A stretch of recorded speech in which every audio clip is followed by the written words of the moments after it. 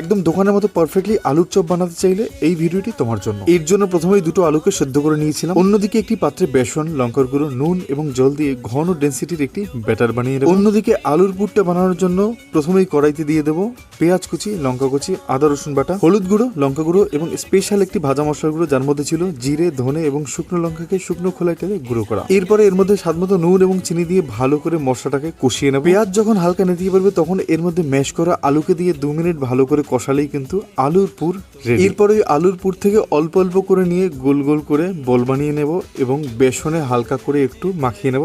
এর ফলে আলুর পুরগুলো কিন্তু হাতে চিপকে লেগে থাকবে না এবং আলতো হাতে চাপ দিলেই কিন্তু একদম পারফেক্ট শেপে চলে আসবে। এবং বেসনের ব্যাটারে ভালো করে কোট করে গরম তেলে ছেড়ে দিলেই কিন্তু পারফেক্টলি চপ রেডি। এবং সবার শেষে দুটো ছোট্ট টিপস, বেসনের গোলা কিন্তু পাতলা হলে চলবে না এবং তেল কিন্তু প্রপারলি যেন হিট হয়, ডিপ ফ্রাই করতে হবে। এবং এরকম মজাদার রেসিপি পেতে সাবস্ক্রাইব করো।